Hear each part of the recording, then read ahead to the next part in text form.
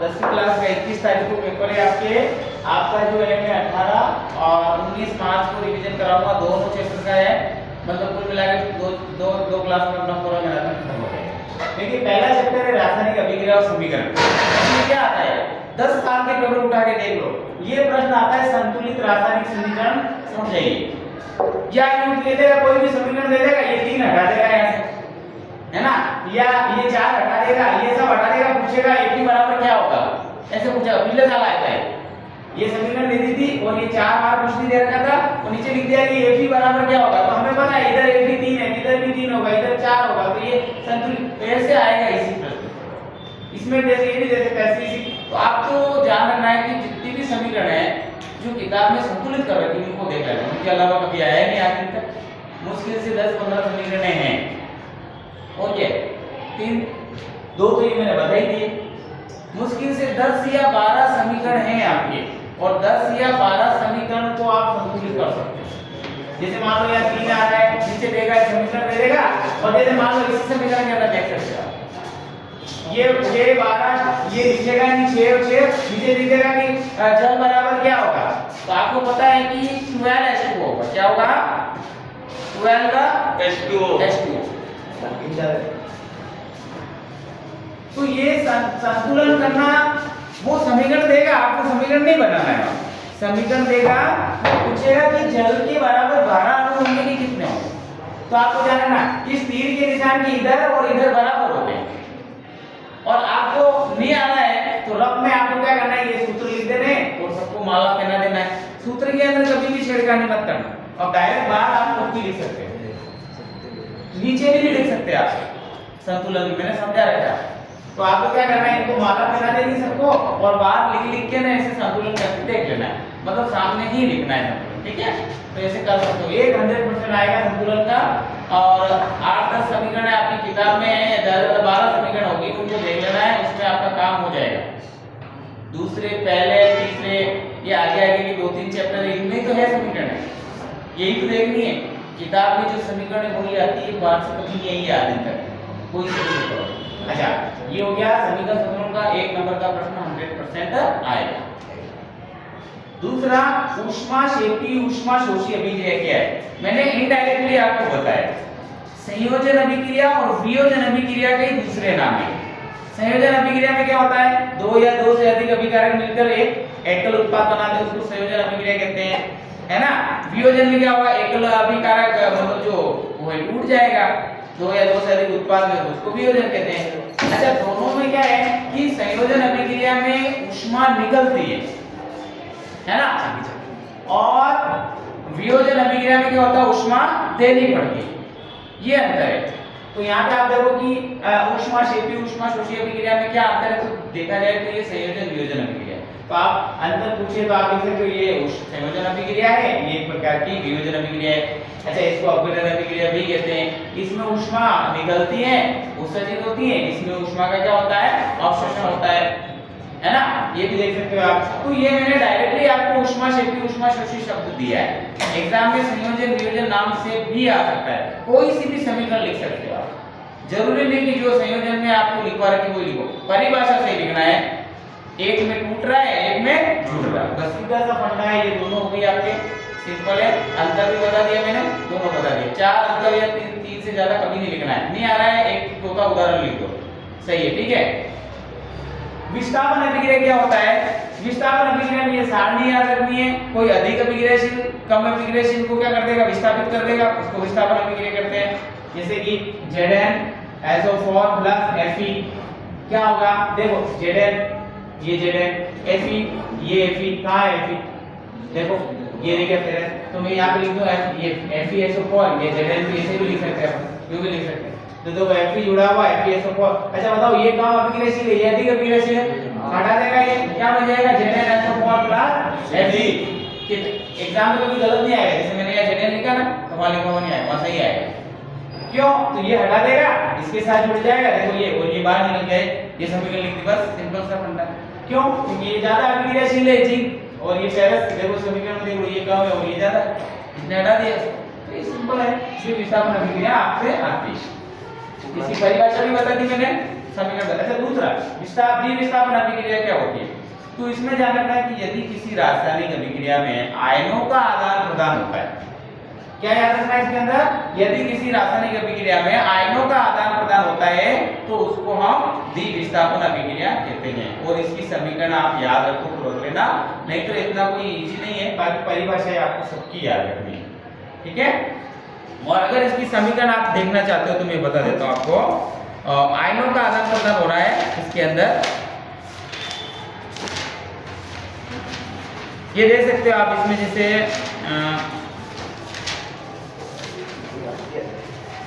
ये sodium sulphate की barium chloride के साथ अभिक्रिया है, ये Na2SO4 BaCl2, ठीक है, क्या है BaCl2, ये अब इसकी क्रिया होगी तो ये सोडियम Cl के साथ जुड़ जाएगा, 2 सोडियम 2 Cl है ना, Na2Cl क्या बन जाएगा NaCl है ना, प्लस ये जोड़ के तो BaSO4 Ba2SO4 है ना, ये हो गया द्विविस्थापन, डबल विस्थापन हो गया, क्योंकि ये भी प्लस आयन है, ये ऋण आयन माइनस आयन है ना, और ये बेरियम और सल्फेट ये भी आयन है, ये भी जुड़ गए, तो आयनों का आदान प्रदान हो गया। क्या हो गया? आयनों का आदान। यदि किसी रासायनिक अभिक्रिया में आयनों का आदान प्रदान होता है तो उसको द्विविस्थापन किया जाता है ना। यदि किसी रासायनिक अभिक्रिया में अधिक अभिक्रियाशील कम अभिक्रियाशील का विस्थापन करता है तो उसको विस्थापन अभिक्रिया कहते हैं। यदि किसी रासायनिक अभिक्रिया में 2 या 2 से अधिक अभिकारक मिलकर एकल उत्पाद बनाते हैं उसे संयोजन अभिक्रिया कहते हैं। यदि किसी रासायनिक अभिक्रिया में एकल अभिकारक 2 या 2 से अधिक उत्पाद में टूट जाता है उसे अपघटन या वियोजन अभिक्रिया कहते हैं। चारों की परिभाषा इतनी सरल है, बहुत शानदार, आपको याद रखना है, ये चीजें बहुत ही इंपॉर्टेंट है। देखिए उसके बाद हमारा बात करते हैं इस चैप्टर में रेडॉक्स अभिक्रिया, आपका वेरी मोस्ट इंपोर्टेंट है। हाँ वैसे यही पूछी जाएगी मेरे अंदाज से। तो रेडॉक्स अभिक्रिया क्या होता है? यदि किसी रासायनिक अभिक्रिया में अपचयन उपचयन साथ साथ हो रहा हो तो उसको हम क्या कहते हैं? रेडॉक्स अभिक्रिया। फॉर एग्जांपल जैसे मान लो कैल्शियम, मतलब मान लो ये है कॉपर ऑक्साइड, क्या है ये? कॉपर ऑक्साइड, CO प्लस इसकी क्रिया आपने करा दी हाइड्रोजन। आगे देखिए, जब यहाँ पे क्या होगा, ये ऑक्सीजन है और ये जल है, मतलब हाइड्रोजन, तो यहाँ पे कॉपर अलग हो जाएगा प्लस जल का अणु बनेगा। अब देखो यहाँ पे ऑक्सीजन था, क्या यहाँ पे ऑक्सीजन है? नहीं है, इसका मतलब ऑक्सीजन की क्या हो गई? ऑक्सीजन की कमी। अच्छा यहाँ पे ऑक्सीजन था नहीं था, लेकिन यहाँ पे ऑक्सीजन आ गया, देखो मतलब ऑक्सीजन की वृद्धि। और मैंने बताया था वृद्धि यानी ऊपर ऊपर, वृद्धि यानी उपचयन, क्या होगा? ऊ से ऊपर और ऊ से उपचयन। तो यहाँ पे क्या लिखेंगे हम इसको? उपचयन हो गया। अच्छा यहाँ से कमी, अ से एब्सेंट, कमी हो रही है, एब्सेंट अभी आ जाए ही नहीं, एब्सेंट यानी क्या लिखेंगे आप? अपचयन। तो देखो इस अभिक्रिया में दोनों क्रिया हो रही है, अपचयन हो रहा है कॉपर ऑक्साइड का। अच्छा एग्जाम में ये भी पूछ सकता है हाइड्रोजन का क्या हो रहा है इस समीकरण में? उपचयन। कॉपर ऑक्साइड का क्या हो रहा है? अपचयन। ये भी आपको याद रखना है क्योंकि ऐसे भी पूछ सकता है। और ये समीकरण याद रखनी है, नीचे लिख देना है यदि किसी रासायनिक अभिक्रिया में, आपको एक ही शब्द याद रखना है, यदि किसी रासायनिक अभिक्रिया में अपचयन उपचयन साथ साथ होता है उसे रेडॉक्स अभिक्रिया कहते हैं। कोई याद करने की चीज है, यदि किसी रासायनिक अभिक्रिया में आयनों का आदान प्रदान होता है द्विविस्थापन। अरे कहीं कुछ याद करने की चीज ही नहीं है भाई, इतने सेंटेंस याद रखने हैं, बाकी तो वही यदि सब में वो टैग लगा रहे हैं, हनुमान चालीसा का ज्ञान अनुमान सागर आगे पीछे वो भी वही चीज, वापस बीच में कोई नया मंत्र आ जाता है, वही है, कोई चीज नहीं है। तो हो गया ये। अच्छा दूसरा देखिए संसारण विकृत गंधिता क्या होता है? इन दोनों में से एक 100% एग्जाम में आता है और आएगा। संसारण का मतलब क्या होता है? अब याद रखना, संसारण मतलब कोई धातु शब्द से स्टार्ट करना। यदि कोई धातु नमी, आर्द्रता, अम्ल के संपर्क में आती है तो संसारित हो जाती है। क्या बोला मैंने? यदि कोई धातु अम्ल एवं आर्द्रता, यदि कोई धातु नमी आर्द्रतावक अम्ल के संपर्क में आती है तो क्या हो जाती है? संसारित हो जाती है। इसे संसार कहते हैं। कौन आती है? धातु। धातु शब्द जरूर बोलना है। जैसे लोहे पे जंग लगना, इसका बहुत अच्छा एग्जाम्पल है। तांबे का नीला पड़ना, चांदी का काला पड़ जाना, है ना? चांदी का क्या पड़ जाना? काला पड़ जाना। ये बहुत अच्छा 3 एग्जाम्पल ये तीनों याद कर लेना। इसके अलावा एग्जाम में नहीं पूछा जाएगा। 3 एग्जाम्पल आपकी किताब में। विकृत गंधिता। विकृत गंधिता क्या होता है कि कुछ वसा युक्त खाद्य पदार्थ ऑक्सीजन के संपर्क में आते हैं तो ऑक्सीकृत हो जाते हैं। उनको बचाने के लिए हम चाशनी या तेल का उपयोग करते हैं, है ना? तो आपको परिभाषा में क्या लिखोगे कि यदि कोई वसायुक्त खाद्य पदार्थ ऑक्सीजन के संपर्क में आते हैं, ऑक्सीकृत हो जाते हैं, इसे विकृत गंधी या ऑक्सीकृत हो जाते हैं, इसे विकृत गंधिता कहते हैं। तो ऑक्सीकृत की जगह आपको क्या बोलना है? विकृत गंधी हो जाते हैं। क्या बोलना है? तो मैं आपको बोल रहा हूँ, यदि कोई खाद्य वसायुक्त खाद्य पदार्थ, यदि कोई वसायुक्त खाद्य पदार्थ ऑक्सीजन के संपर्क में आता है तो विकृत गंधी हो जाता है। इसी को विकृत गंधिता कहते हैं। याद हो गया? कौन? वसायुक्त खाद्य पदार्थ। जैसे केले, आम का अचार है, ये डालते ना तो तेल में डालते। मुरब्बा है, आंवले के कैंडी वगैरह, उसको हम चाशनी में डालते ताकि ऑक्सीजन के संपर्क में नहीं आए। आपने देखा वो वेपर्स की थैली आती है, चिप्स वगैरह, उनको नाइट्रोजन गैस भरी जाती है उसमें। तो इसीलिए तो नाइट्रोजन गैस अक्रिय गैस है, तो क्रिया करती नहीं किसी से, है ना? तो ये भी याद रखना है कि भाई चिप्स में कौन सी गैस भरी हुई आती है? नाइट्रोजन। ऐसे इजी प्रश्न आएंगे। संसारण क्यों होता है? ऑक्सीजन के कारण। अगर ऑक्सीजन नहीं होगी तो इसीलिए तो वेपर्स में ऑक्सीजन ही नहीं, नाइट्रोजन है।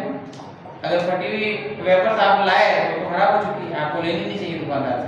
दुकानदार को बोले अरे अभी थोड़ी है, हवा निकल गई, क्या हो गया? अच्छी है। तो अरे भाई हमें खबर है अच्छी के, हम पढ़े लिखे हैं ना, अच्छी नहीं है, है ना? ध्यान रखना है। तो ये विकृत गंधिता हो गया। दूसरा चैप्टर अम्ल क्षार क्या होता है? तो अम्ल और क्षार की परिभाषा आपको याद रखनी है। अम्ल वो होते हैं जो जलीय विलयन में H+ आयन देते हैं। याद रखना, H+ आयन देते हैं वो अम्ल है, और जलीय विलयन में OH- आयन देते हैं। किसकी बात कर रहा हूं मैं? जलीय विलयन। जलीय विलयन में H+ आयन देते हैं उसे अम्ल कहते हैं, और OH आयन माइनस देते हैं उसको क्या कहते हैं? हम क्षार कहते हैं। दूसरा देख लेना, H+ आयन। अच्छा दूसरा, दूसरी परिभाषा क्या है? अम्ल स्वाद में खट्टे होते हैं। ये क्या होते हैं? खट्टे होते हैं। और ये क्या होते हैं? कड़वे होते हैं। ये भी अपनों को याद रखना है कि अम्ल वह है जो स्वाद में खट्टे होते हैं, और क्षार वह है जो स्वाद में कैसे होते हैं? कड़वे होते हैं। मेरा मन कह रहा है कि अम्ल क्षार में अंतर दे देगा वो। क्यों? दे सकता है, ठीक है? अम्ल क्षार में अंतर दे सकता है वो, क्या ध्यान रखना। ये कहते हो गया। अच्छा 2 अंतर हो गए। तीसरा अंतर क्या है इसके अंदर? आपको याद रखना है अनिल। क्या याद रखना है? अनिल। अनिल कौन है? मेरा दोस्त है ना? कि मैं इसका नाम कब लेता हूँ? जब जब अम्ल और क्षार की परिभाषा अंतर पूछा जाता है तब मेरे को अनिल याद आता है। कैसे याद रखना है? जब जब मेरा दोस्त अनिल मुझको याद आता है, कब? जब अम्ल और क्षार में अंतर पूछा जाता है। क्यों? क्योंकि अनिल मेरा दोस्त है, उसने मुझे अम्ल क्षार में अंतर समझाया। अब याद कैसे रखना? देखो, अ फॉर अम्ल और नी फॉर नीला और लाल। तो जानना अम्ल होते हैं जो नीले को क्या करते हैं? नीले लिटमस को लाल कर देते हैं। ऐसे याद रखना। और क्षार का क्या है? लाल लिटमस को क्या कर देगा? नीला कर देगा। अरे 3 अंतर याद हो गए। एक तो अनिल से हो गया, एक खट्टे कड़वे हो गया, इसमें 3 अंतर काफी है अंतर। अच्छा उदाहरण लिख दो, इधर HCl लिख दो, इधर NaOH लिख दो, ये लो OH आयन लिख दिया, ये हो गया आपके 4 अंतर। आपका प्रश्न फिनिश। इस प्रकार से अम्ल और क्षार में आप अंतर कर सकते हो। तो मैंने अम्ल क्षार स्टार्ट किया है। इसके बाद देखिए आपको सिंपल एक-एक चीजें क्लियर रखनी है।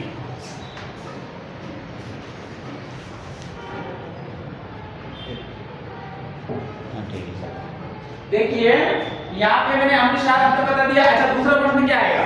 डायरेक्ट प्रश्न आएगा सूचक के बारे में। क्या लिखा हुआ? देखो ये मैंने लिखा हुआ है। दूसरा अम्ल क्षार सूचक, सूचक क्या होते हैं?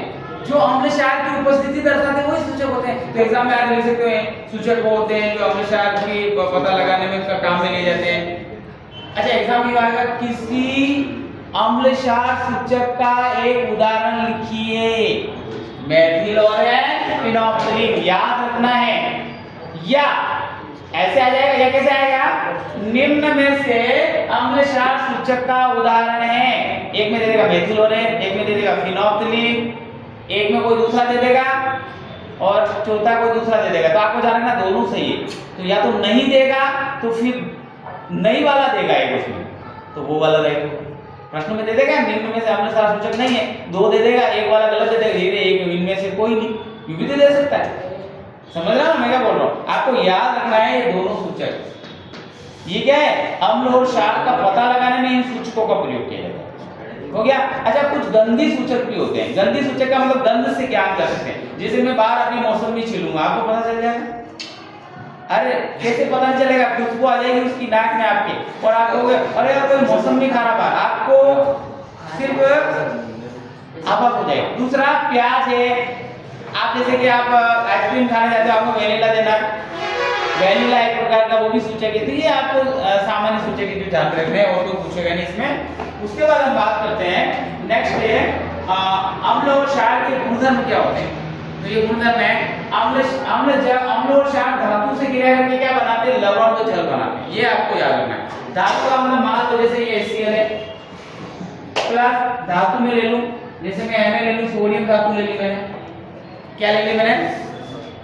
चलो क्रिया करा सकते, ये धातु है और ये क्या है? अम्ल है। मैंने कहा ना कि अम्ल और धातु की हम क्रिया करा सकते, क्या बनेगा? तो देखो मैंने लिखा लवण प्लस हाइड्रोजन, तो देखो लवण क्या बनेगा? NaCl, तो हमें पता है ये लवण है, और नमक जिसे हम कहते हैं, और क्या बनेगा? हाइड्रोजन। ये संतुलित कर दो, दो लिख दो, यहाँ पर भी दो लिख दो, यहाँ पे भी दो लिख दो, ये 2Na हो गया संतुलित। हो गया? देखो इधर दो HCl है तो 2 HCl हो गया, 2 Na है तो 2 Na हो गया, और 2 H है तो 2 H ऐसे लिख दिया। इस प्रकार के संतुलित करना भी आपको आना चाहिए, एक प्रश्न आएगा मतलब का। तो ये इस प्रकार से आपको जानना है कि ये अम्ल क्षार धातु से क्रिया करके क्या बनाते हैं। तो आपको एक लाइन में याद रखना है, लवण प्लस हाइड्रोजन। एग्जाम में डायरेक्ट आएगा। एग्जाम में क्या आएगा? देखो अम्ल धातु क्रिया करके बनाते हैं, वहां पे लवण की जगह खाली स्थान छोड़ देगा, आपको लवण लिखना पड़ेगा। समझ गए? खाली स्थान है। मान लो ये दे देगा धातु कार्बोनेट, धातु हाइड्रोजन कार्बोनेट बनाते हैं, तो यहाँ पे लिख देगा लवण और जल, और बीच में CO2 की जगह खाली जगह छोड़ देगा। तो आपको याद रखना है कि ये चीजें बनती हैं। क्लास के अंदर आपको बात नहीं करनी, ओनली सुनना है और देखना नहीं, पर आउट है ना, ये खास करके कोई जरूरत नहीं है ना। तो ध्यान रखना यहाँ पे अम्ल क्षार आपस में क्रिया करके क्या करते हैं। अब एग्जाम में मान लो ये नहीं आया, डायरेक्ट उदासीनीकरण अभिक्रिया किसे कहते हैं, ऐसे भी आ सकता है। तो याद रखना उदासीनीकरण का मतलब उदासीन हो जाए, जैसे सोडियम और पोटेशियम उदासीन नहीं होते। ये दोनों इतने खतरनाक होते हैं कि इनको खुले में रख दो, आपको खुद ही जलने लग जाएगी। मान लो सोडियम और पोटेशियम आप जलस्ते में जाते जाते किसी झोपड़ी में से डाल दिया, 10 मिनट बाद आप देखना आग लग जाएगी अपने आप तो चले गए, 10 मिनट के बाद आप बोल आगे चले जाओगे। लोग ऐसे ही करते हैं, और आप देखते हो टीवी में, वो सोडियम और पोटेशियम का कमाल है, बहुत क्रियाशील है। लेकिन उदासीन कब होगा? जब अम्ल और क्षार आपस में क्रिया कर लेंगे तो ये उदासीन हो जाएगा। ये आपको खास करके जानना है, इसीलिए इनको उदासीन। जैसे कि नमक है, नमक में सोडियम है, क्या क्रिया कर रहा है? क्या थैली में पड़ा हुआ, हमारा डिब्बे में भरा हुआ रोज ही खा रहे हैं, क्यों नहीं कर रहा क्रिया? क्योंकि वो उदासीन हो गया। समझ गए? इसीलिए उसको उदासीनीकरण अभिक्रिया भी कहते हैं। समझ गए? सोडियम पोटेशियम सबसे ज्यादा अभिक्रियाशील होते हैं, पानी में डाल दो इसे, आग लग जाएगी। समझ रहे हो आप? पानी में डाल दो, आग पकड़ लेंगे वो। आपने इतना बड़ा दोगा भर के इसे फेंक दिया पानी में, देखो अभी आग लगा दूंगा पानी में मैं। ओम शुरुम शुरुम शुरुम शुरुम स्वा, लग जा। ओ लोग देखो और देख देख तो खुश हो जाएंगे, और भगवान है, मतलब साइंस है भाई, भगवान है ये, साइंस है ये। सोडियम पोटेशियम सबसे ज्यादा अभिक्रियाशील होते हैं, और देखो पकड़ेगा कोई कुछ नहीं कर सकता उसको। ये साइंस के स्टूडेंट है, हमें पता होना चाहिए। और देखिए आगे, ये चीजें इसलिए बता रहा हूँ मैं कि लोग जो है बहुत लोग बेवकूफ बनाते हो, तो ये मैं नहीं बन रहे हैं क्योंकि हम 10वीं क्लास के हैं ना, हमें तो पढ़ रखा है।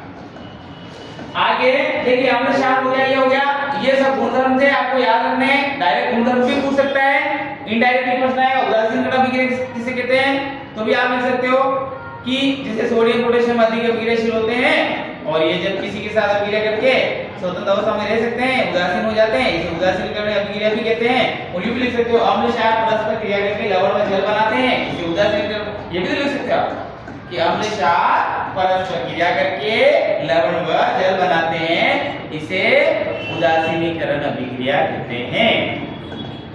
समझ गए बेटा, बहुत शानदार है ये सब चीजें।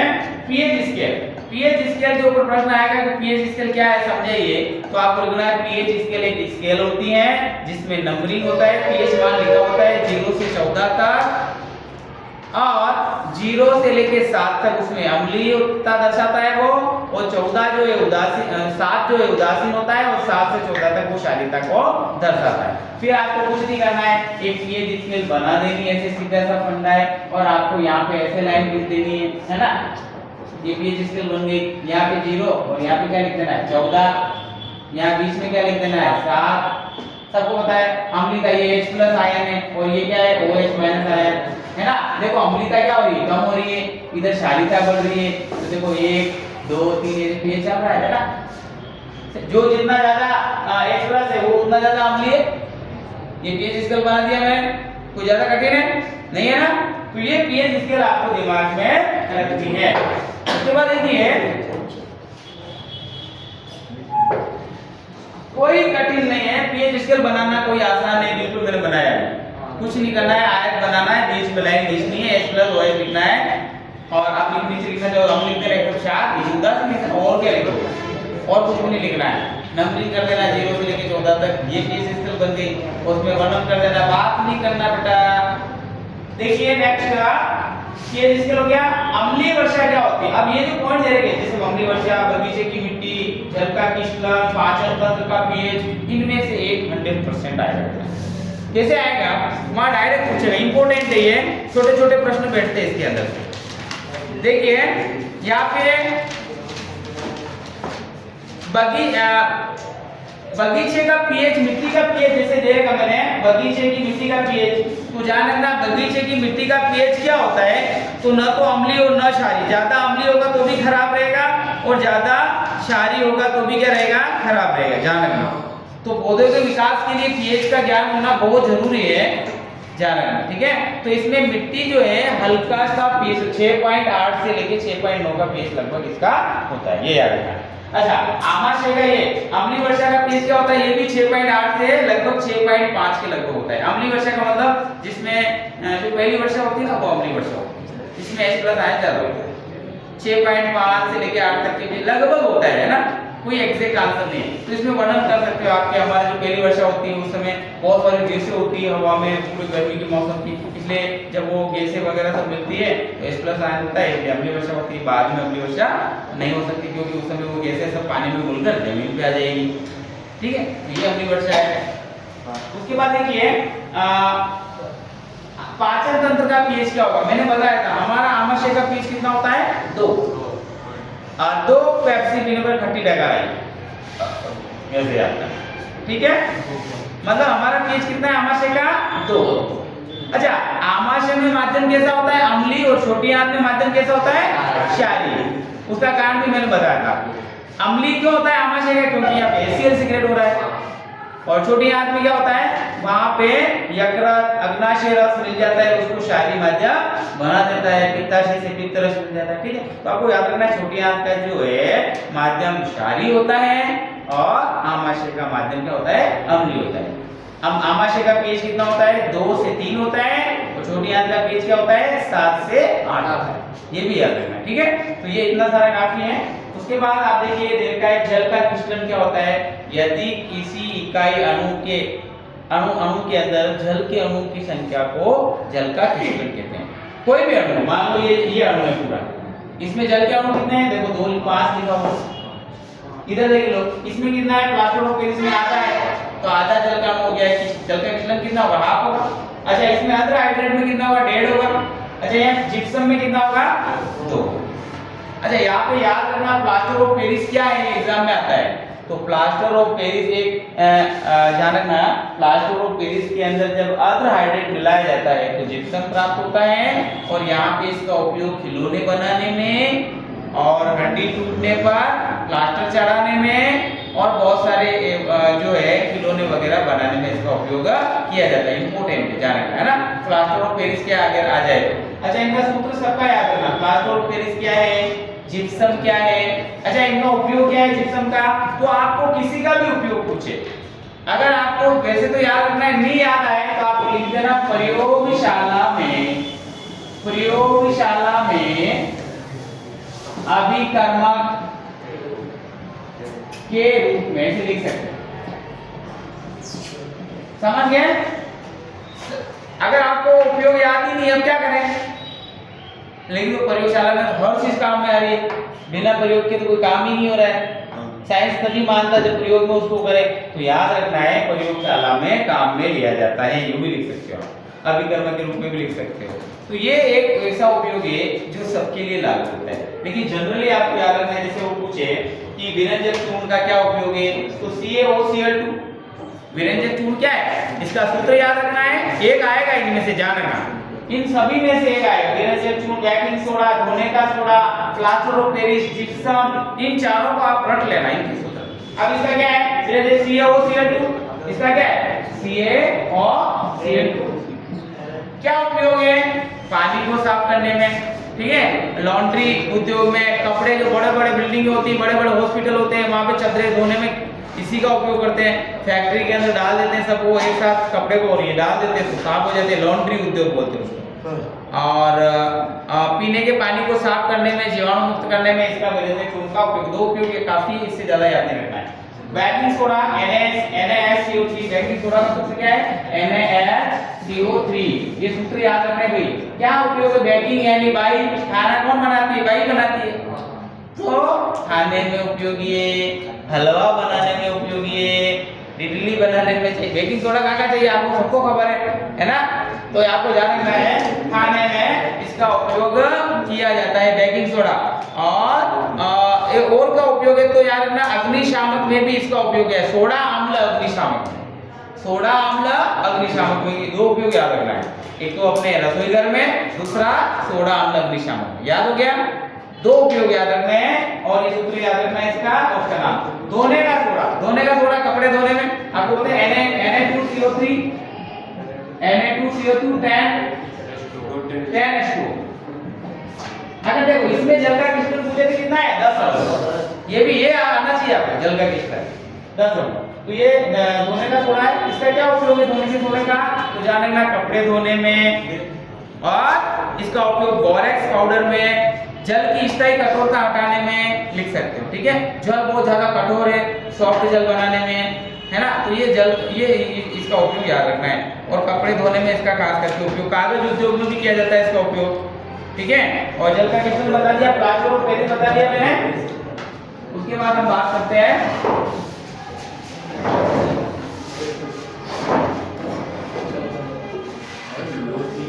इधर, देखिए देखो 2 चैप्टर हो गए और हमें पता ही नहीं चला है। नेक्स्ट है धातु अधातु, 3rd चैप्टर।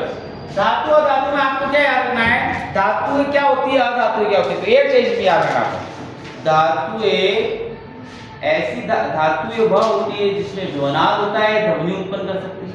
धातु वह होती है जो विद्युत की सुचालक होती है। धातु वह होती है जिसमें चमकीलापन होता है, चमकती है। धातु वह होती है जो आघात वर्धनी होती है, जिसे पीट के चद्दर बनाया जा सकते हैं। धातु वह होती है जिसमें तन्यता होती है, उसको खींच के तार बनाया जा सकते हैं। ये याद रखना है, वो तुम याद रखना। क्या क्या बोला देखो मैंने, धातुएं क्या होती है, धातुएं वह होती हैं जिनको अपन खींच के क्या बना सकते हैं, तार बना सकते हैं। सबसे ज्यादा तन्यता किसमें होती है, सोने में। 1 ग्राम सोने से 2 किलोमीटर लंबा तार बना सकते हैं, याद रखना है। अच्छा, धातुएं को पीट पीट के चद्दर बनाया जा सकता है। मतलब धातुएं क्या होती है, आघात वर्धनी होती है। सबसे ज्यादा आघात वर्धनी धातु कौन सी है, चांदी। ऐसे भी पूछ सकता है वो, सबसे ज्यादा आघात वर्धनी धातु कौन सी है, चांदी। तीसरा, धातुएं क्या होती है, चमकीली होती है ना, है ना, चमक उत्पन्न करती है। धातुएं में ध्वनाद होता है, उसको पीटने पर ध्वनि उत्पन्न करती है। ये चार हो गए। और धातु क्या होती है, विद्युत की सुचालक। और इसके आगे आप लिख सकते हो अधातु कुचालक होती है ना, अधातु विद्युत की कुचालक होती है, ऊष्मा की कुचालक होती है। और भी लिख सकते हो आप, जैसे कि धातुओं में ध्वनाद नहीं होता है, धातुओं में चमकीली नहीं होती है, आघात वर्धनी नहीं होती है, तन्यता नहीं होती है, नहीं होती है, नहीं होती है, नहीं होती है। अरे ये अंतर कितना आसान है, और इसको गलत करके आ जाते छोरे। धातु अधातु में अंतर पूछा है, इसको गलत कर दिया। अरे भाई एक तरफ लिखो ना, दूसरी तरफ नहीं है लिख दो तो ही सही है, नहीं है लिख दो तो ही सही है। समझ गए? तो धातु अधातु में अंतर हो गया। अपवाद याद रखना है। अपवाद कहाँ आते हैं बेटा, छोटे प्रश्नों में आते हैं। 35 प्रश्न आएंगे आपके छोटे, 35 नंबर के, डायरेक्ट 35 में से 35 अगर सही है। ध्यान रखना, एक है अपना अपवाद है मरकरी। मरकरी का दूसरा नाम है पारा, इसका सूत्र है Hg। क्या काम आता है, ध्यान रखना, डॉक्टरी पैमाने में यूज किया जाता है। ध्यान है, डॉक्टर मापता है ना, उसमें भरा रहता है, जो अपना बुखार आ जाता है मापता है, ठीक है। अच्छा, धातु एकमात्र धातु ये पारा जो द्रव अवस्था में होती है। किस अवस्था में होती है, बाकी सभी धातुएं ठोस होती है, ये भी याद रखना है। तो अपन इसमें धातु और धातु में अंतर में लिख सकते हैं कि सभी धातुएं ठोस होती है, अधातुएं ठोस, गैस कुछ भी हो सकती है, मतलब द्रव हो सकती है। तो ये से याद रखना है कि धातुएं सभी ठोस होती है लगभग पारे, ठीक है, उसमें अंतर में भी एक ठोस। अच्छा, दूसरा देखिए, दूसरा अपना आयोडीन। आयोडीन क्या है, अधातु। आयोडीन क्या है, अधातु। ये तो क्या थी, धातु थी, अधातु। आयोडीन अधातु है। अधातु होते भी क्या होती है, चमकीली होती है। क्या होती है, चमकदार होती है, ठीक है। अच्छा, आयोडीन के बारे में हम जानते हैं, हमें आयोडीन की कमी हो जाए तो थायरोक्सिन की कमी हो जाए, थायरोक्सिन की कमी गेंगार हो जाए, गला फूल जाए, है ना, कमी हो जाए आयोडीन की तो क्या होगा, थायरोक्सिन बनेगा ही नहीं, थायरोक्सिन बनेगा ही नहीं तो गला फूल जाएगा, गेंगार हो जाएगा। यहाँ पे देखो गलगंड तो गेंगो गोइटा। और अधिकता हो गई आयोडीन की तो क्या होगा, थायरोक्सिन बढ़ जाएगा। थायरोक्सिन बढ़ जाएगा तो आंखें बाहर आ जाएगी, बड़ी बड़ी हो जाएगी, पीछे वसा का जमा हो जाएगा, ऐसे बड़ी बड़ी आंखें दिखेगी डराव में। नेत्रस्थ रोग बोलते हैं, क्या बोलते हैं, नेत्रस्थ। तो दो प्रकार के अधिकता दोनों याद रखना है। आयोडीन जैसे हमारे यहाँ का नहीं है, वो तो उसमें है, तो मैं ऐसे बता दिया आपको। उसके बाद देखिए अपवाद है हमारा कार्बन। कार्बन में ध्यान रखना, कार्बन क्या है, अधातु। कार्बन क्या है, अधातु। ध्यान रखना, यहाँ हीरा और ग्रेफाइट दोनों इसके अपर रूप है। हीरा, ग्रेफाइट और फुलरिन, तीन अपर रूप है। कितने हैं, 3। कार्बन के कितने अपर रूप है, 3। हीरा, ग्रेफाइट, फुलरिन। अब एग्जाम में क्या था, हीरे ग्रेफाइट में क्या अंतर है, यूं पूछ ले तो याद क्या रखना है, हीरा कठोर होता है, ग्रेफाइट मुलायम होता है। हीरा विद्युत का कुचालक होता है और ग्रेफाइट विद्युत का सुचालक होता है। सही बात है, पेंसिल का जो बुरादा होता है विद्युत का सुचालक ग्रेफाइट है। लेकिन हीरा तो आप देखो यहाँ पे हीरा कांच वगैरह जैसा होता है, क्या उसमें गर्म थोड़ी आएगा, नहीं आएगा, सुचालक होता है। अच्छा, इसमें चतुष्फलकी संरचना होती है। कैसे होती है, चतुष्फलकी है। और इसमें क्या होती है, इसमें त्रिविमीय संरचना होती है। कैसी होती है, त्रिविमीय। ये भी याद रखना, यानी 3 डायमेंशनल स्ट्रक्चर एंड इसमें कोऑर्डिनेट, यानी चतुष्फलकी संरचना और त्रिविमीय संरचना होती है। ये भी याद, तीसरा अंतर हो गया, समझ में आएगा। और फुलरिन क्या होता है, 60, मतलब फुलरिन 60 ही ले सकते हैं। और एक गेंदनुमा संरचना होती है, और कोई ज्यादा इसमें पूछता नहीं और ज्यादा ध्यान देना नहीं। हीरा ग्रेफाइट आपको याद रखना है। नेक्स्ट देखिए, हीरा धातु का निष्कर्षण इसी पाठ के अंदर क्षारीय धातु भी पूछा जाता है।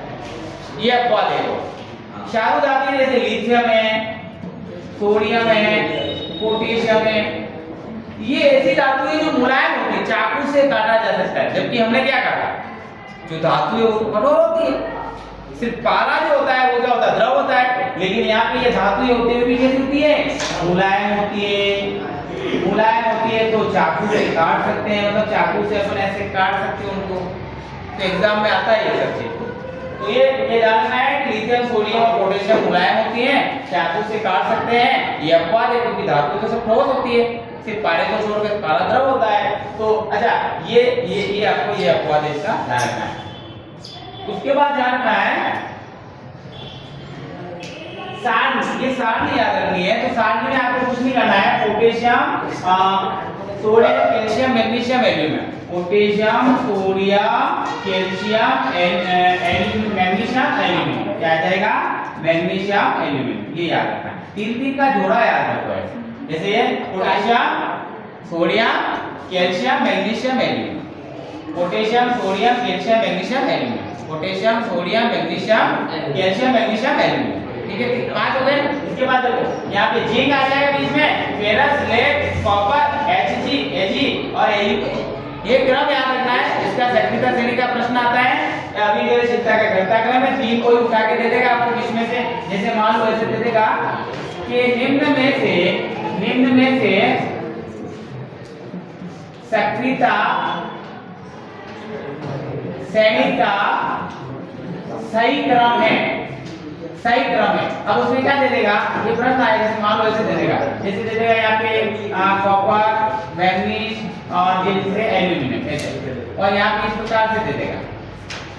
यहाँ पे इसको चेंज करके देगा, मैग्नीशियम की जगह यहाँ पे इस प्रकार से दे देगा, ये ऐसे ऐसे सिंबल कर देगा, ऐसे कर देगा बी वाला। सी वाले में जैसे मान लो कैल्शियम मैग्नीशियम और एल्यूमिनियम, जितना दूर तुम बैठे हुए वैसे उतना दूर इससे आप भी बैठे हुए हो। अगर आप भी कोई हरकत करोगे तो उसमें रिपोर्ट होगी भाई, प्लीज मैं भगा दूंगा लास्ट पर कह रहा हूँ। अगर कोई भी अगर कुछ भी नहीं करना है, भूल जाओ, अकेले बैठे हो क्लास में, अकेले बैठे हुए हो, कोई नहीं क्लास में, है ना। वरना कल मैं अलाउ नहीं करूँगा, ये मेरी मर्जी से ले रहा हूँ। आपका यहाँ कोई टीचर नहीं लगाएगा, मेरा तो किसी ने ले गया है ना, मैंने रिक्वेस्ट करके लगवाई। और इस क्लास को आपको तब याद आई कि पेपर देके आके देखना इसमें से कितने प्रश्न आते हैं, है ना। आपको खुद को पता चल जाएगा कि यार अपने ध्यान नहीं, जो नहीं आया ना वो बहुत सोचेगा कि यार मेरे को क्यों नहीं आया, है ना।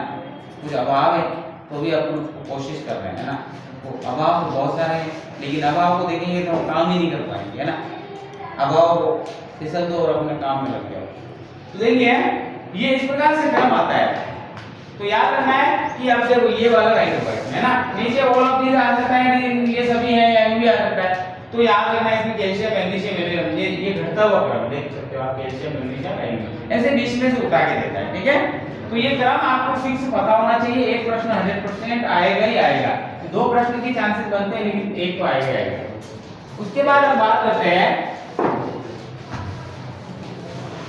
यहाँ पे देखिए अगला है हमारा धातु निष्कर्षण क्या होता है। धातु निष्कर्षण के अंदर याद रखना है कि खनिज की परिभाषा याद रखना है, जमीन से निकाले गए समस्त पदार्थ खनिज कहलाते हैं। जमीन से निकाले गए सभी पदार्थ क्या कहलाते हैं, खनिज कहलाते हैं, ये याद रखना है अपने को। दूसरी बात अयस्क किसे कहते हैं, तो याद रखना अयस्क क्या होगा कि यदि कोई धातु पृथ्वी से निकाली जा रही है और हमारे लिए वो लाभप्रद है तो उसको हम क्या कह देंगे, खनिज के अयस्क कह देंगे। क्या कह देंगे उसको, अयस्क कह देंगे। अच्छा कुछ इसने वो दे रखे, जैसे मरकरी का अयस्क क्या है, तो सिनाबार है, याद रखना। मरकरी का क्या है, सिनाबार, सिनाबार ये अयस्क है भाई, अयस्क का नाम है। अभी आपका सामाजिक में आया था, आपको पता है प्रश्न आया था, एक बॉक्साइड आया था, कॉपर का बॉक्साइड था, कल आया था ना पेपर, उसमें एक तो कॉपर का बॉक्साइड दे रखा था और एक और दे रखा था और एक नीचे आपका वो दे रखा था, अपराध दे रखा था, है ना। आपको पता ही नहीं चल रहा था उसमें, वो प्रश्न आया था। तो वहां पे वो बॉक्साइड क्या है, एल्यूमिनियम का है, किसका है, एल्यूमिनियम का। इसी प्रकार से मरकरी का अयस्क क्या है, सिनाबार है, क्या है, सिनाबार। तो ये आ सकता है, ऐसे ऐसे अयस्क भी पूछ सकता है। तो मरकरी का अयस्क सिनाबार है और ये इसका बता ही दिया मैंने, और ऐसे कॉपर का मैंने बता ही दिया। कॉपर का क्या, हेमेटाइट है, कॉपर का क्या, हेमेटाइट। एल्यूमिनियम का अभी आएगा बॉक्साइड और ये हेमेटाइट हो गया कॉपर का। अच्छा एक और एक फेरस का क्या होगा, फेरस का जानना है यहाँ पे, फेरस का ध्यान रखना इसमें फेरस का भी होता है, हेमेटाइट के अलावा इसमें फेरस ऑक्साइड के ऐसा कुछ होता है इसमें। तो ये आपको आयस जो दे रखे वो मैंने बता दिए दो, ठीक है। अगला देखिए इसमें संसारण दे रखा है, संसारण मैंने आपको बता दिया, इसमें संसारण वहां पर डबल आया है, ये देख सकते हो आप, संसारण वहां पर डबल आया है संसारण। ये यहाँ पे एग्जांपल देके समझा रहा हूँ। एक जैसे कि कील है पूरी डूबी हुई है, एक आधी डूबी हुई है, एक कुछ भी नहीं है, तो कौन संसारित हो रही है? तो इसमें समझा रखा उसमें कि जो आधी भरी हुई वो संसारित हो रही है, अंदर पूरी डूबी हुई ये भी नहीं हो रही है। और इस प्रकार से संसारण समझा रखा है इसमें। लोहे पर जंग लगने की स्थिति की जांच करना। यश दलेपन क्या होता है? तो यश दलेपन भी उसी से ही रिलेटेड है। यश दलेपन का मतलब, जिसमें यश दलेपन में आप देखो कि भाई बड़े बड़े लोहे के जहाज है उनके ऊपर जो है एल्यूमिनियम की वो उसकी परत चढ़ाई जाती है, हाँ जिंक की, तो उससे क्या यश दलेपन कहते हैं। और वो परत हटने के बाद भी उस पर जंग नहीं लगता है, इतनी खतरनाक होती है। तो ये यश दलेपन याद रखना है। उसके बाद आपको हो गया ये बात। उसके बाद क्या था, ये हो गया। उसके बाद देखिए यहाँ पे कार्बोनेट और दो एस को दे रखे हैं, क्या दे रखे हैं? कार्बोनेट और सल्फाइड एस। एग्जाम में आएगा कार्बोनेट एस का शुद्धिकरण किस विधि से किया जाता है? निष्कापन विधि से। सल्फाइड एस का निष्कर्षण किस विधि से किया जाता है? भर्जन विधि से। ऐसे आ सकता है, तो ये इंपॉर्टेंट है, याद रखना। डायरेक्ट पूछेगा भर्जन विधि से किस एस का शुद्धिकरण किया जाता है? सल्फाइड का। ऐसे भी पूछ सकता है। निष्कापन विधि से किसका किया जाता है? कार्बोनेट। ये भी याद रखना। अच्छा ये भी पूछ सकता है निष्कापन व भर्जन में क्या अंतर है?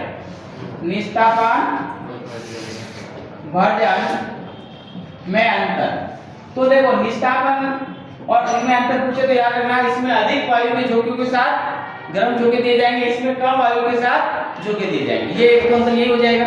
दूसरा, इसमें कार्बन डाइऑक्साइड का शुद्धिकरण किया जाता है और इसमें सल्फर डाइऑक्साइड का शुद्धिकरण किया जाता है। ये दो अंतर हो गए, काफी है। निष्कापन भर्जन में अंतर भी आएगा, ऐसे देख सकते हो।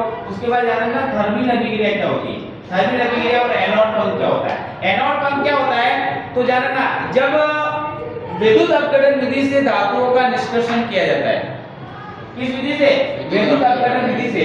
तो जान रखना एक एनोड और एक कैथोड लगाया जाता है, आपको पता हो तो ये। तो यहाँ पे जान रखना कि एनोड और कैथोड के अंदर क्या होता है कि जब इसमें कुछ पदार्थ भर के आप जब इलेक्ट्रिक प्रवाह करेंगे तो कुछ अशुद्धियां एनोड के ऊपर, यहाँ एनोड है तो यहाँ पे जम जाएगी एनोड की ओर, है ना। इसी को हम क्या कहते हैं? एनोड पंख कहते हैं, याद रखना, ठीक है। इसी को हम क्या कहते हैं? एनोड पंख कहते हैं। इंपोर्टेंट है, ध्यान रखना ये भी, ठीक है। एनोड पंख क्या होता है। उसके बाद देखो थर्मल अभिक्रिया क्या होती है। अगला क्या है? थर्मल अभिक्रिया क्या होती है। थर्मल अभिक्रिया के अंदर ध्यान रखना आपको कि एल्यूमिनियम की अभिक्रिया नहीं एक्टिविटी नहीं करनी बेटा, वरना कल से मैं क्लास में नहीं आने दूंगा, मैं वापस के रहूँ।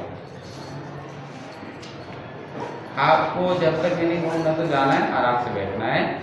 और आपको ये खास करके ध्यान रखना है कि जब तक छुट्टी भी हो जाए तो भी आपको जाना नहीं, ठीक है। उसके बाद मेरे 1.5 घंटे का क्लास है, उसके बाद मैं छोड़ दूँगा। और आप कृपा करके जो बच्चे नहीं पढ़ सकते वो मनाना, कोई जरूरी नहीं है। आपको अगर खुद ही नहीं चाहते हो तो बुक खुद निकालो। मैंने सर से रिक्वेस्ट करके क्लास लगवाई है ना। और ये मैंने कहा ना कि मैं पूरी किताब 2 दिन में पूरा पढ़ा रहा हूँ तो मुझे भी पढ़ना पड़ता है ना। यहाँ 1.5 घंटे तक खड़ा रहना पड़ेगा। अभी आराम से नीचे बैठ के टिक मोबाइल चला सकता था। मुझे कोई स्पेशली सर ने फोर्स किया है, मैंने खुद एक उनसे बोला कि नहीं सर मैं पढ़ाऊँगा, पूरी किताब पढ़ाऊँगा, ताकि बच्चे जो कुछ भी नहीं पढ़े उनका फायदा हो जाएगा। तो ये बार बार मुझे समझाना नहीं पड़े, इतना समय 1 मिनट खराब किया, इसमें नहीं करना है आपको। थर्मल अभिक्रिया क्या होती है, याद रखना। थर्मल अभिक्रिया का उपयोग कहाँ किया जाता है? रेल की पटरियों को जोड़ने में। अगर कहीं दरारें पड़ गई है बड़े बड़े, जैसे मान लो कोई टैंकर है लोहे के, उनमें दरार आ गई है, उस दरार को भरने में थर्मल अभिक्रिया का उपयोग किया जाता है। क्योंकि दरार को अब पूरा टैंकर तो हम वेल्डिंग कर नहीं सकते, उसमें थर्मल अभिक्रिया काम लेते हैं। जैसे दरार है, जैसे मान लो 2 पटरियां दूरी हो गई, ऐसे टेढ़ी मेढ़ी हो गई, टूट गई, तो उसमें क्या करेंगे? थर्मल अभिक्रिया का प्रयोग करेंगे और थर्मल अभिक्रिया के द्वारा रेल की पटरियों को जोड़ा जाता है। ये आपको याद रखना है। अब इसमें होता क्या है? फेरस Fe2O3 की अभिक्रिया, Fe2O3 की अभिक्रिया एल्यूमिनियम से की जाती है। फेरस ऑक्साइड की क्रिया किससे की जाती है? एल्यूमिनियम से, ध्यान रखना। और क्या बनेगा? यहाँ पे आपको पता है, देखो यहाँ पे हो क्या रहा है? फेरस और एल्यूमिनियम। आप देखो ये मान लो, देखो ये फेरस, एल्यूमिनियम कहाँ है? ये देखो अधिक अभिक्रियाशील है ना। अब जब फेरस ऊपर से एल्यूमिनियम डालेंगे तो वो तो क्रिया करेगा, और क्रिया करेगा तो इसको हटा देगा। तो देखो हटा देगा तो जहाँ पे हमने बॉक्स बना रखा ना वो फेरस वहां से अलग होगा तो रेल की पटरियां जहाँ दरार है वहां घुस जाएगा वो फेरस और वहां पे जम जाएगा। समझ रहा? क्योंकि ये वाला फेरस क्या कहाँ जाएगा, जो रेल की पटरियों में जो दरार है यहाँ पे इसमें चला जाएगा और वो जम जाएगा वहां पे, क्योंकि हीट बहुत ज्यादा निकलती। अच्छा ये ऊष्माक्षेपीय अभिक्रिया है, बहुत खतरनाक है, बहुत जबरदस्त ऊष्मा निकलती जब क्रिया होती है। तो क्या बन जाएगा इसमें एल्यूमिनियम ऑक्साइड Al2O3 बन जाएगा, ये बन जाएगा और फेरस बाहर निकल जाएगा। इसको हम क्या बोलते हैं, थर्मिक अभिक्रिया कहते हैं। तो ये जो फेरस निकला है ये बाहर निकलेगा तो इस दरार के अंदर चला जाएगा। तो ये रेल की पटरियों को जोड़ने किया जाता है। और यहाँ संतुलित करना है तो यहाँ 2 लिख दो आप, तो ये 2 हो जाएंगे और बाकी यहाँ पे 2 लिख दो, ये संतुलित हो गया। हाँ ऐसे संतुलित भी कर सकते साथ के साथ। उसके बाद देखिए अभी एक प्लेट में 45 मिनट में मैंने 3 पार्ट करवा दिए। देखो आप 15 तरी 45 एक प्लेट हुआ, अभी 15 तरी 45 में 3 पार्ट हो जाएगा। बहुत इजी है, ज्यादा कठिन नहीं है, आपको थोड़ा ध्यान से पढ़ना पड़ेगा। उसके बाद देखिए अगला जो हमारा चैप्टर है, देखिए ये वाला है कार्बन उसके यौगिक।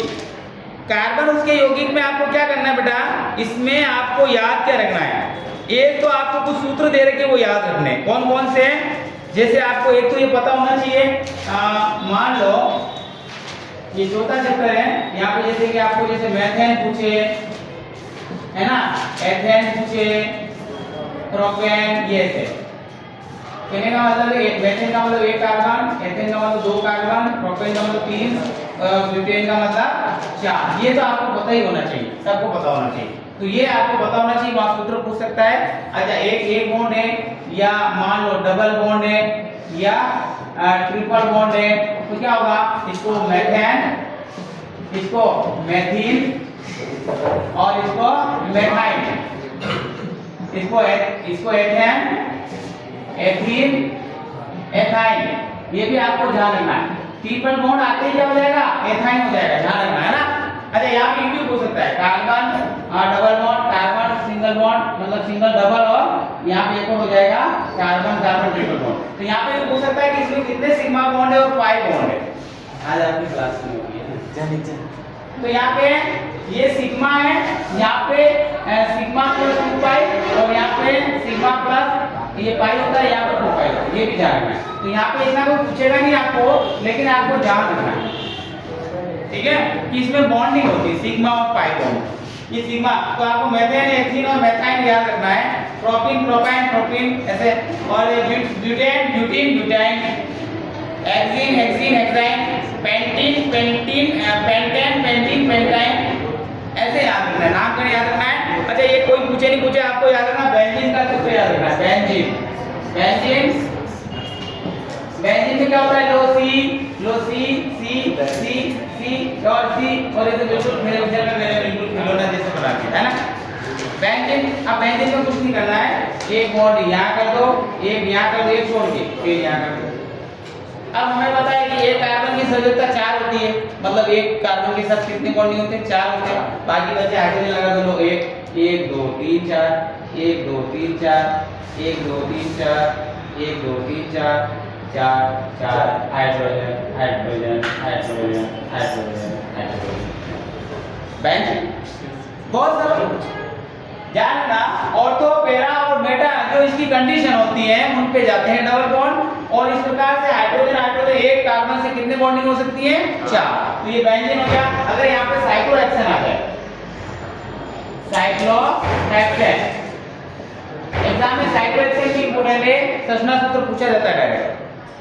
यहाँ पे ध्यान रखना, ये कार्बन है, ये carbon carbon carbon carbon carbon double, ये सिंगल सिंगल बॉन्ड कर दिया आपने, ये तो बना ही दिया, ऐसे बनाना है, फिर कुछ नहीं करना है। यहाँ पे एक हाइड्रोजन लगाया था, यहाँ पे 2 लगाना है, कितने लगा देना है, 2 बस सब में 2 लगा दो।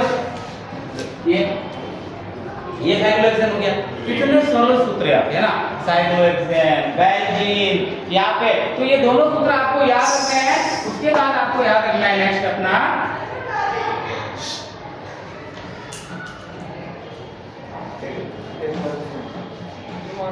उसके बाद हम बात करें, आपको तो जानना, एक तो है एल्कोहल, जो मैं बता रहा हूं वही कोई एक्स्ट्रा एक्टिविटी नहीं करना है आपको, एल्डिहाइड और एक कार्बोक्सिलिक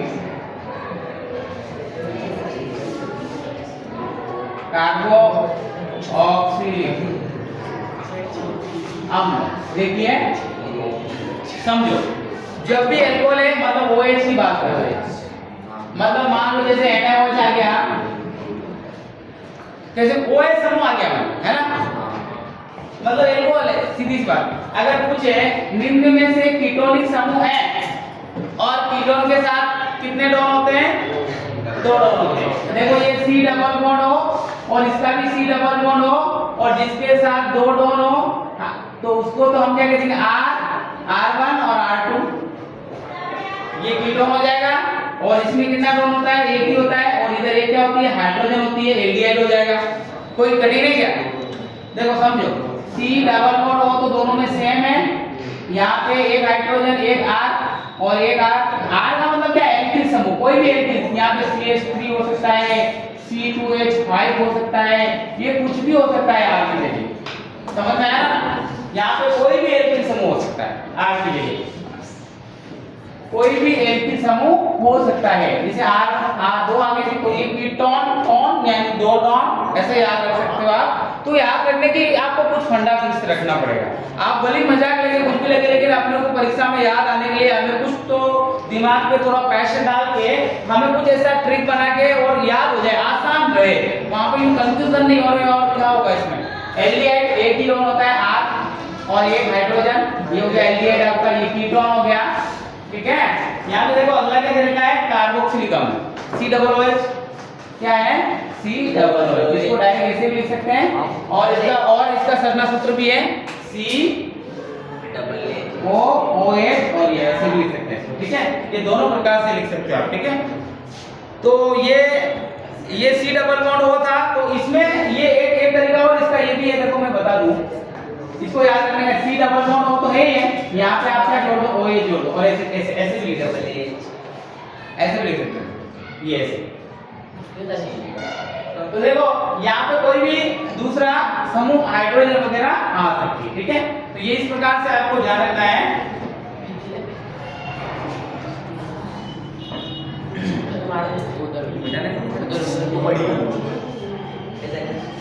ठीक है, तो ये सूत्र हो गए हमारे। तो हमने क्या पढ़ा, बेंजीन सूत्र पढ़ा हमने, methane, ethane, propane, butane, pentane, hexane हमने पढ़ा, एक कार्बन से लेकर संख्या। अच्छा नाम कर दिया है तो आप लिखा सकते हो, ठीक है। दूसरा बेंजीन और साइक्लोहेक्सेन का संरचना सूत्र हमने समझ लिया, 6 है ना, C6, अच्छा याद रखना C6H6 हो रहा है इसका, और ये तो बेंजीन का हो गया, और C6H ये किसका हो गया, साइक्लोहेक्सेन। अभी देखा ना, हाइड्रोजन ज्यादा होनी थी 12 और इसमें हाइड्रोजन कितने होनी थी, 6 होनी थी। अगर ऐसा आ जाए कि एक संरचना सूत्र बनाओ तो अभी बनाया था अपने दोनों। और एल्डिहाइड कीटोन देख लिया हमने, अल्कोहल देख लिया हमने, और कौन सा देख लिया, कार्बोक्सिलिक अम्ल, चारों देख लिए। 4 को 6 सूत्र हो गए और 6 12 सूत्र हो गए हमारे। सही अल्कोहल का बताइए, बताओ किसका, अल्कोहल का अभी बताया था NOH है ना, जिसमें OH समूह है वो अल्कोहल है, बस सीधी सी बनता है जिसमें OH समूह, ठीक है। अब उसके बाद देखिए, ये अपनी वो क्लास है जहाँ पे very very most important question ही कराए जाएंगे आपको। बातें कर रही हो, बातें मत करो बेटा। यहाँ पे देखो एक दे रखा संकलन अभिक्रिया, संकलन अभिक्रिया। संकलन अभिक्रिया क्या होती है, ऐसे एग्जाम में आ सकता है, तो ध्यान रखना कि संकलन अभिक्रिया का इसका दूसरा नाम क्या है, हाइड्रोजनीकरण भी कहते हैं इसको, हाइड्रोजनीकरण, हाइड्रोजनीकरण भी कहते हैं इसको, हाइड्रोजन। अच्छा इसका उपयोग कहाँ किया जाता है, वनस्पति घी निर्माण में, है ना। और एक और चीज रखना, इसमें होता क्या है, असंतृप्त हाइड्रोकार्बन को किसमें बदला जाता है, इसमें जानना, मतलब असंतृप्त हाइड्रोकार्बन को तोड़कर या निकिल उत्प्रेरक की उपस्थिति में क्या बनाया जाता है, संतृप्त हाइड्रोकार्बन। जैसे मान लो ये C double bond C R और R, यहाँ पर ये R और ये क्या है, इस प्रकार से इसको निकिल उत्प्रेरक की उपस्थिति में तोड़ देंगे अपन, क्या बना देंगे यहाँ पे C डबल AC, इधर आ जाएगा, इधर आ जाएगा, इधर आ जाएगा, इधर आ जाएगा, इधर क्या आ जाएगा H आ जाएगा। यही होगा। देखो आप देखो यहाँ पे क्या हुआ, तो यहाँ पे जानेगा कि असंतृप्त हाइड्रोकार्बन का क्या करना, संतृप्त हाइड्रोकार्बन में परिवर्तन होना। ये असंतृप्त हाइड्रोकार्बन है, ये संतृप्त हाइड्रोकार्बन, ठीक है। तो संतृप्त और असंतृप्त की परिभाषा भी याद रखना आप, ठीक है। जिसमें डबल और ट्रिपल बॉन्ड हो उसको क्या बोलते हैं अपन, असंतृप्त हाइड्रोकार्बन। जिसमें सिंगल बॉन्ड हो उसको क्या बोलते हैं, संतृप्त हाइड्रोकार्बन। संतृप्त याद रखना, संतृप्त हाइड्रोकार्बन, और इसको क्या बोलेंगे, असंतृप्त। तो असंतृप्त का मतलब इसमें डबल बॉन्ड हो या ट्रिपल बॉन्ड हो।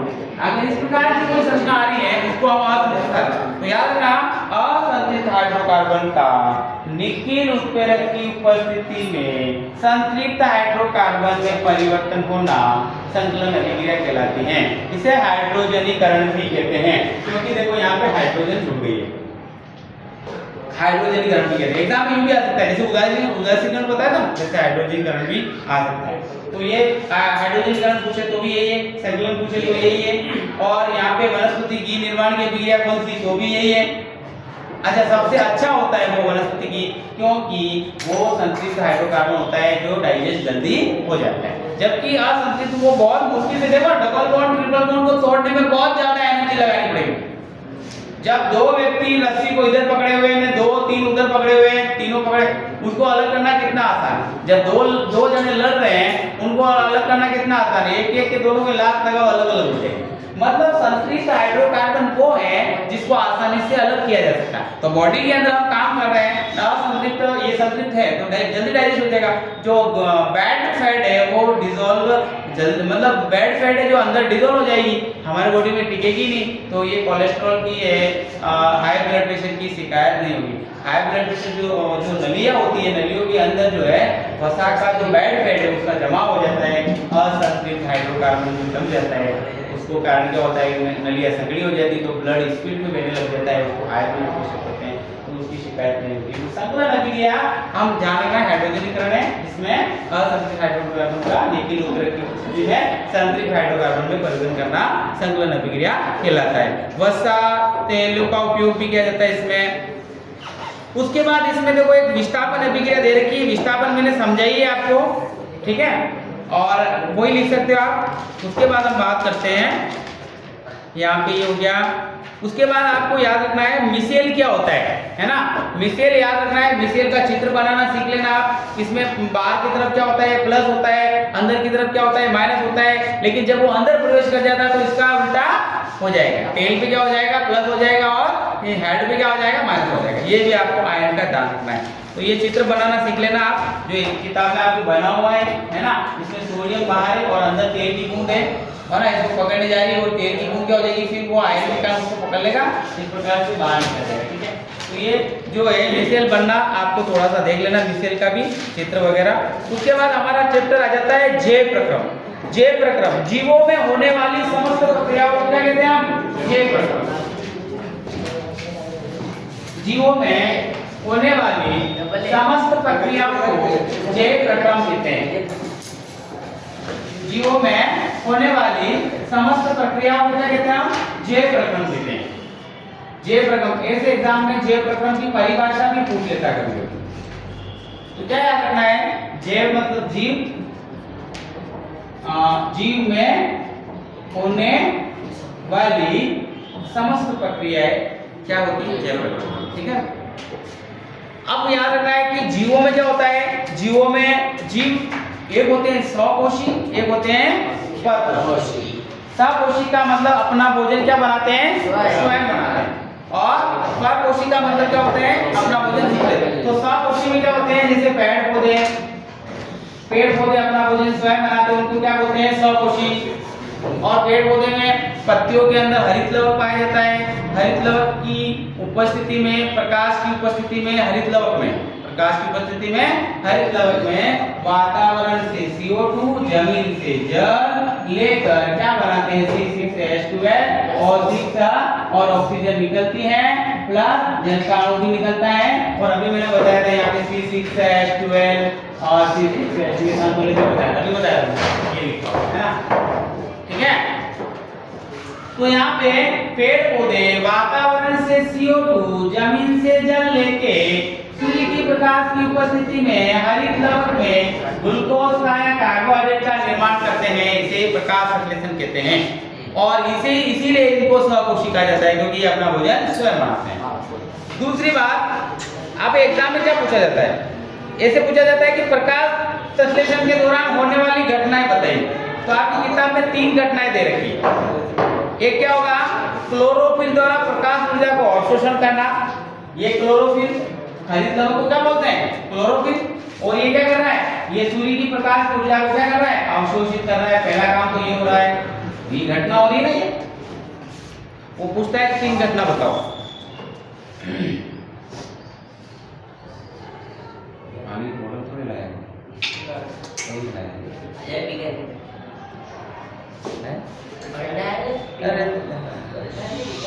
अगला लिखिए, दूसरा देखो क्या है, प्रकाश ऊर्जा को रासायनिक ऊर्जा में, देखो ये रसायन है, केमिकल है, C6H12 और रसायन है। और ये क्या है, ये तो प्रकाश ऊर्जा है। तो प्रकाश ऊर्जा को किसमें बदला जा रहा है, रसायन ऊर्जा में। दूसरी घटना ये होगी। और तीसरी घटना क्या होगी, कार्बन डाइऑक्साइड का कार्बोहाइड्रेट में अपचयन। ये कार्बन डाइऑक्साइड का कार्बोहाइड्रेट, ये कार्बोहाइड्रेट। तो कितनी घटनाएं हो रही है, 3। नंबर 1 घटना एग्जाम में आता है, मोस्ट इंपोर्टेंट है, प्रकाश संश्लेषण के दौरान होने वाली घटनाएं लिखिए। नंबर 1, प्रकाश ऊर्जा का रसायन ऊर्जा में अवशोषण। नंबर 2 में क्या होगा, सूर्य की प्रकाश की उपस्थिति में, है ना, सूर्य की प्रकाश की उपस्थिति में इसका क्या बन रहा है, कार्बोहाइड्रेट में, यानी CO2 से कार्बोहाइड्रेट बन रहा है ना। और प्रकाश ऊर्जा का रासायनिक ऊर्जा, ये क्या हो जाएगा, प्रकाश ऊर्जा का रासायनिक ऊर्जा। और तीसरा हो जाएगा कार्बन डाइऑक्साइड का C6H12 कार्बोहाइड्रेट। ये 3 चीजें याद रखिए, ठीक है, 3 घटनाएं याद रखिए, किताब में दे रखी है, आपको याद रखनी है ये तीनों, है ना। उसके बाद बात करते हैं हम, इसका पत्ती का चित्र पिछले साल आया था। अगर पत्ती का डायग्राम आता है, पत्ती का अगर डायग्राम आता है तो आपको सिंपल सा बनाना आना चाहिए। 3-4 डायग्राम बता रहा हूं मैं। मान लो ऐसे आ गया, ये इस प्रकार से आप बना सकते हो। ये पत्ती है, मान लो इस प्रकार से है, ये तो बना ही सकते हैं अपन। और पेंसिल से बनाना ताकि बीच में अपन इसको मिटा सकें, ठीक है। उसके बाद आपको क्या करना है, ऐसे ऐसे समझा देना है, छोटा छोटा भाग इधर भी कर देना है, ये ऐसे समझा देना है। इसमें इस प्रकार से लंबी कोशिकाएं बता देनी है, कुछ इसमें कुछ ऐसी कोशिकाएं बता देनी है। और यहाँ पे आपको इस प्रकार से समलपुर बता देना है, ये ऐसे ऐसे बता सके, इसको बोलते हैं। तो यहाँ पे ये बीच वाला भाग, इसको क्या बोलते हैं, बाण मध्योतक। ये क्या, ऊपरी अधिचर और ये हो जाएगी निचली अधिचर। और ये क्या हो जाएगी, स्पंजी कोशिकाएं, और ये कम जैसी कोशिकाएं, और ये सवनकुल हो जाएगा, वैस्कुलर बंडल। ये आपका चित्र हो गया, बस ये चित्र एग्जाम में आता है। रंध्र क्या होते हैं, तो रंध्र में इस प्रकार से सर्जा मैंने बनाना सिखाया था आपको, ये रंध्र बना दिया हमने, है ना। अच्छा, ये पूछा है, रंध्र का खुलना बंद होना किस कोशिका द्वारा होता है, द्वार कोशिका द्वारा, है ना। जैसे मान लो ये द्वार कोशिका है, GC गार्ड सेल, और ये रंध्र है, ये क्या है, रंध्र है। और रंध्र बनाना आसान है, यूं कर दो, फिर यहाँ से यूं कर दो, ये रंध्र हो गया। फिर यहाँ से इस प्रकार से, फिर यहाँ से इस प्रकार से, फिर यहाँ से ऐसे, और यहाँ से ऐसे, ये रंध्र बन गया, बन गया ना, देखो। और इसको डॉट डॉट डॉट डॉट कर दो, ये तो ये क्या हो गया, ये GC, और ये क्या हो गया, ये 6 सहायक कोशिका और गार्ड कोशिका, मतलब गार्ड सेल। अच्छा, रंध्र खुलना बंद होना कौन जिम्मेदार है, ये GC द्वार कोशिका। और रंध्र खुला हुआ है, बंद है, तो इसको थोड़ा सा झटका बना दो, ये लो, बंद हो गया, ठीक है। क्या काम करता है, श्वसन का कार्य करता है। इसके अलावा श्वसन के दौरान कुछ जल की बूंदें भी बाहर निकल जाती है, वाष्पोत्सर्जन करता है। और क्या करता है, बिंदु भी कराता है कभी कभी, है ना। तो याद रखना दो चीजें याद रखना, एक तो वाष्पोत्सर्जन और दूसरा शोषण, ये दो काम करता है रंध्र। अच्छा बताओ, एक बीजपत्री में रंध्र कहाँ होंगे? दोनों पत्ती की दोनों सतह पर बराबर। द्विबीजपत्री में कहाँ होते हैं रंध्र? पत्ती की निचली सतह पे, ये द्विबीजपत्री, ये भी याद रखना। इस पत्ती में कहाँ होंगे? निचली पे, क्योंकि प्रकाश यहाँ गिर रहा है नीचे होगा, ताकि वाष्पीकरण पानी का कम हो। और जैसे गेहूं की पत्ती ऐसे रहती है, तो अब इसमें भी होगा, इसमें भी, दोनों पे प्रकाश बराबर गिर रहा है, तो पत्ती की दोनों सतह पे रंध्र बराबर होते हैं। एग्जाम में ये भी पूछे तो आपको याद रखना है। उसके बाद मरुद्भिदी पात्रों में रंध्र कहाँ होते हैं? तो एक गर्त होता है, पत्ती के अंदर ऐसे गर्त होते हैं, ऐसे इस प्रकार के, यहाँ रंध्र गर्त में होता है, खड्डा होता है पत्ती के अंदर, ताकि वाष्पीकरण कम हो। और क्या याद रखना है इसके अंदर? अमीबा में पाचन कैसे होता है? तो अमीबा क्या है? एक कोशिकी प्राणी। मान लो ये अमीबा है, इस प्रकार से अमीबा है, ये अमीबा है, और यहाँ पे भोजन है। देखो इसको हटा देता हूं सबको।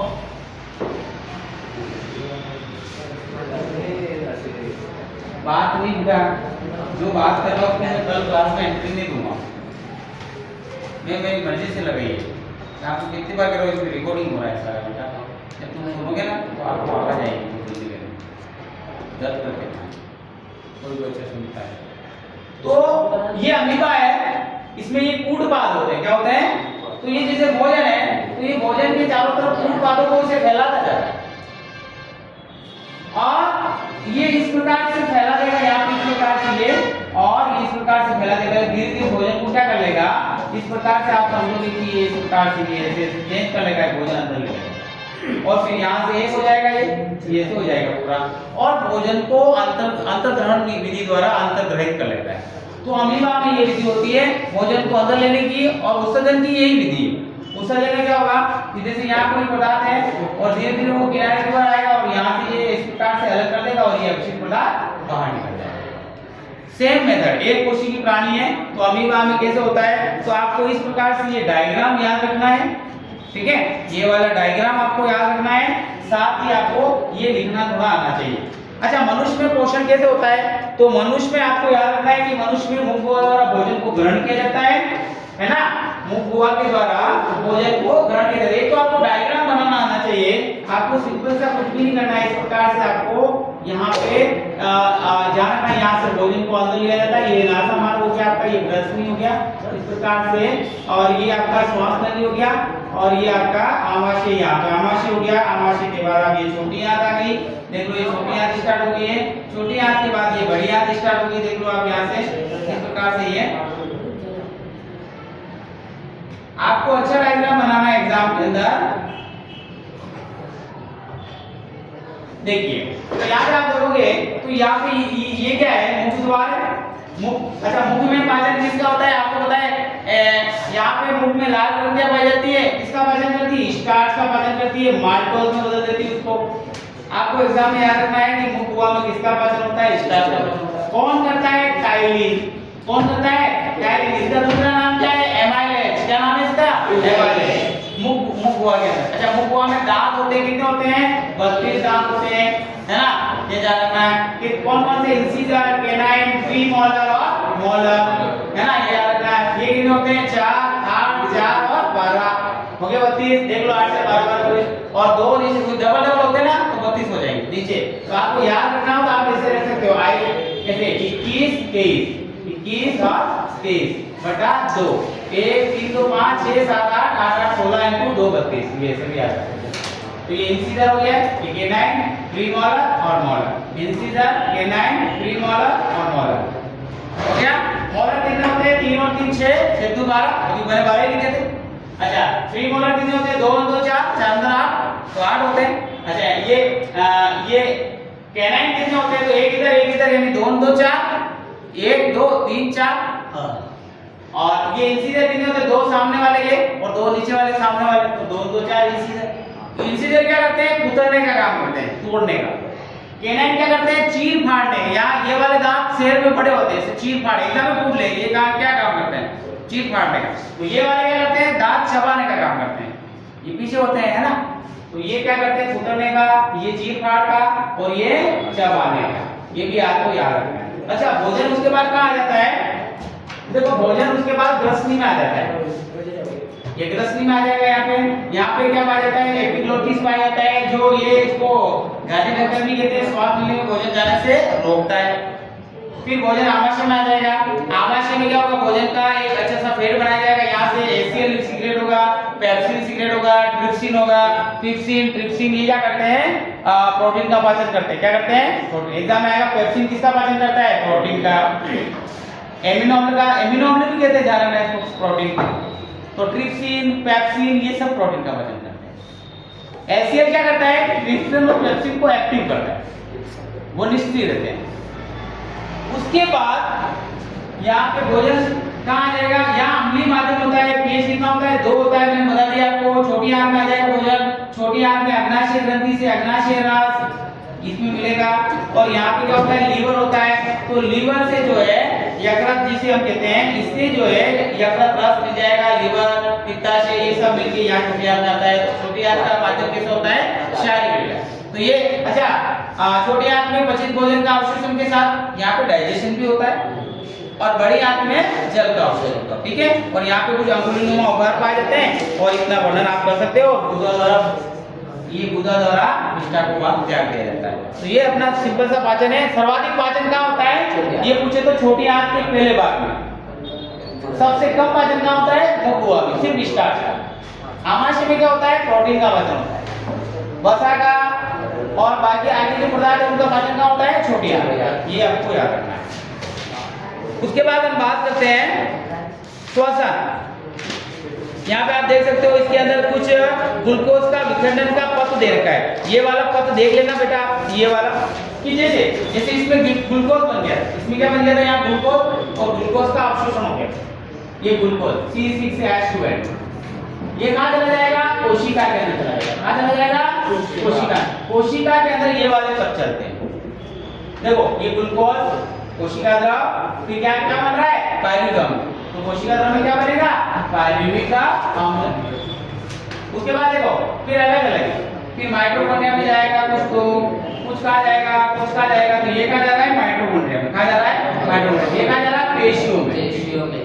और ये बता रखा उसने ईस्ट के अंदर, कवक के अंदर। ईस्ट का मतलब कवक के अंदर, कुत्ते की छतरी नहीं होती है, उसकी बात कर रहे हैं। तो यहाँ पे क्या होगा, ईस्ट के अंदर जाएगा ये, और ईस्ट के अंदर जाने का एथेनॉल और कार्बन डाइऑक्साइड बनेगी। क्या बनेगी, एथेनॉल, कार्बन डाइऑक्साइड। यहाँ पे क्या बनेगा, पेशियों के अंदर हमारे पेशियां दर्द करती देखा होगा, मेरे जोर घोटने में दर्द हो रहा है, तो यहाँ पे लैक्टिक अम्ल बनता है। क्या बनता है, वो दर्द करता है। तो यहाँ पे अवायवीय श्वसन हो रहा है, अवायवीय। यहाँ पे भी कौन सा हो रहा है, अवायवीय।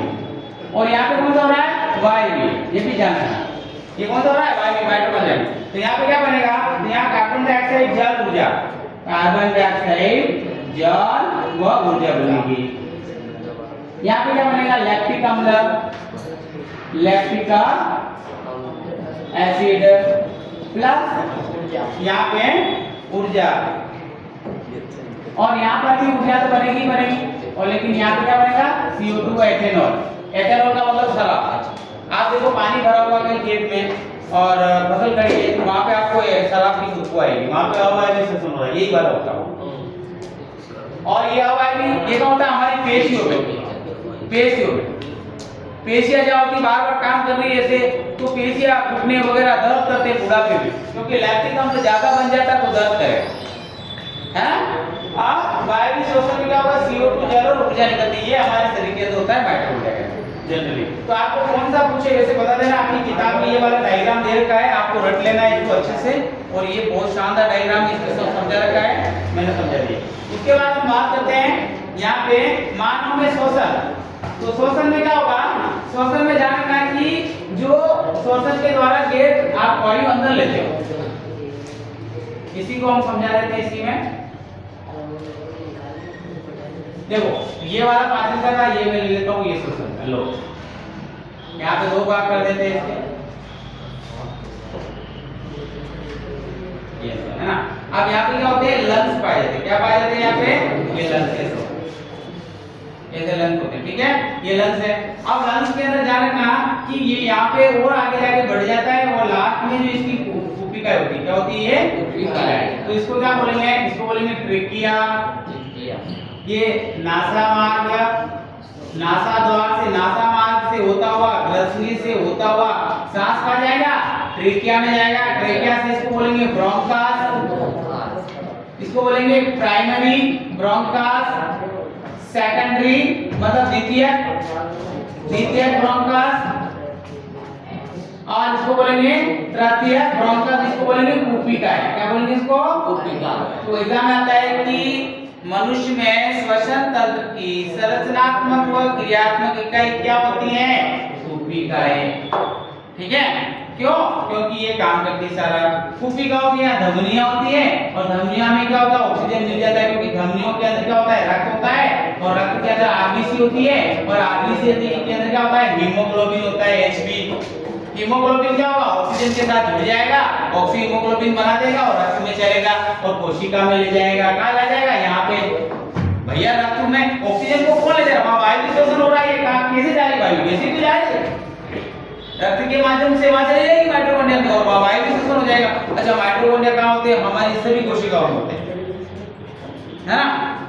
कितनी सारी कोशिका, इसलिए कहते हैं कि सांस ज्यादा लेना चाहिए हमें। सुबह सुबह आपको ऐसे सांस फूल लो, ताकि ज्यादा से ज्यादा ऑक्सीजन अंदर जाए और अच्छा सा वायु विश्लेषण हो और हमारे बॉडी में ऊर्जा अच्छे से मिले। अगर आप अच्छा आंतरिक व्यायाम करोगे तो आपको अच्छी ऑक्सीजन मिलेगी और आपकी बॉडी को हेल्थी रखेगा। आगे देखिए, एक होता है हमारे शरीर में परिसंचरण का कार्य कौन करता है? परिसंचरण का मतलब हमारे शरीर में जो रक्त घूम रहा है, इसी को हम क्या बोलेंगे? रक्त परिसंचरण।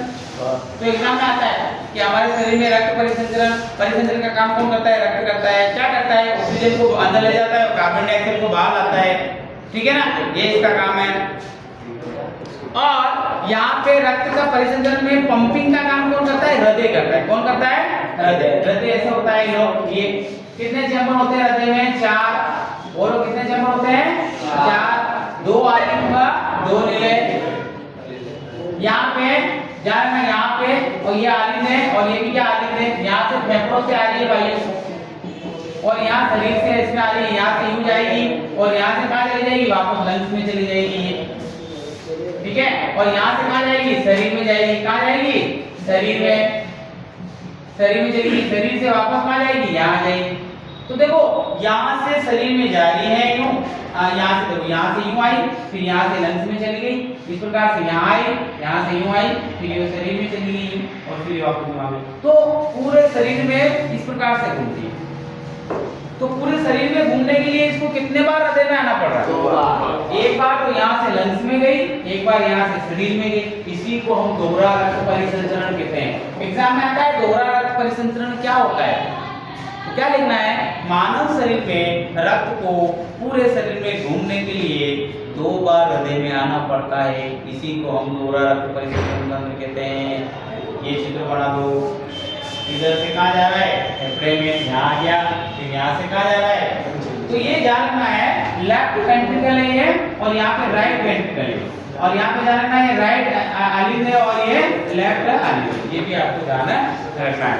और उसमें देख लो, अब ये याद रखना है कि आपके ब्लड प्रेशर किससे मापते हैं?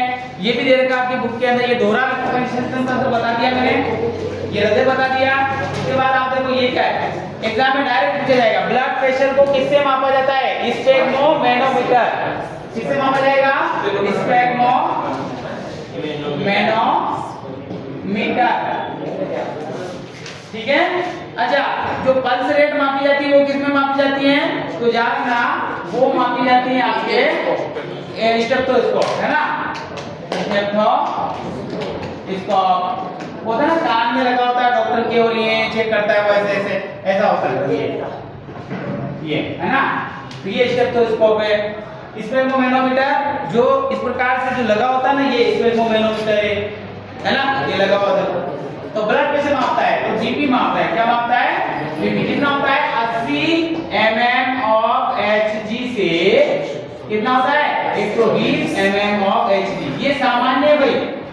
सामान्य कितना होना चाहिए? अगर 80 से कम है तो लो ब्लड प्रेशर, 120 से ज्यादा है तो हाई ब्लड प्रेशर। ठीक है, ये भी आपको ध्यान रखना है। उसके बाद आपको ये उत्सर्जन तंत्र दे रखा है, ये चित्र देख लेना है, और इसकी ज्यामिति नेफ्रॉन्स की दे रखी है। ठीक है, तो ये आपका ये चैप्टर है जो इस प्रकार से है और ये छठा चैप्टर तक हमारे हो गया है, ठीक है। तो 6 चैप्टर अपन आज हमने 5 चैप्टर फिनिश किए, बाकी का कल करेंगे, ठीक है।